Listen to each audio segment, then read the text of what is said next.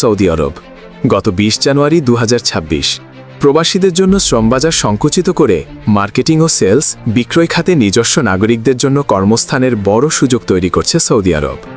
সোমবার ১৯ জানুয়ারি দেশটির মানব সম্পদ ও সামাজিক উন্নয়ন মন্ত্রণালয় এক ঘোষণায় জানিয়েছে, এই দুই খাতে কর্মরত প্রতিষ্ঠানগুলোতে এখন থেকে অন্তত ৬০% কর্মী হতে হবে সৌদি নাগরিক। ফলে সৌদি আরবে থাকা অন্য দেশের নাগরিকদের প্রবাসীদের জন্য এটি বড় দুঃসংবাদ।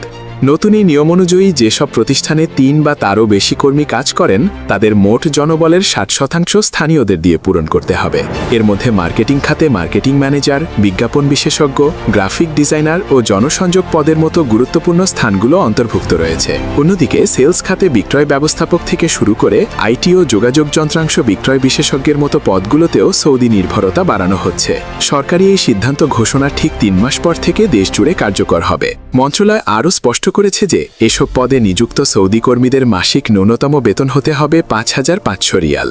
এই পদক্ষেপের মূল লক্ষ্য হল দেশটির বেসরকারি খাতের শ্রমবাজারকে স্থানীয়দের কাছে আরও আকর্ষণীয় করে তোলা এবং যোগ্য সৌদি নাগরিকদের চাকরির স্থায়িত্ব নিশ্চিত করা। এর ফলে মার্কেটিং ও সেলস পেশায় নিয়োজিত কয়েক লাখ প্রবাসী কর্মী বড় ধরনের চ্যালেঞ্জের মুখে পড়তে পারেন বলে ধারণা করা হচ্ছে। বন্ধুরা, আপনাদের ভিতরে কি কেউ থাকে বা আপনাদের পরিবারের ভেতরে কি কেউ সৌদি আরব থাকলে প্লিজ অবশ্যই কমেন্ট করে জানাবেন প্লিজ।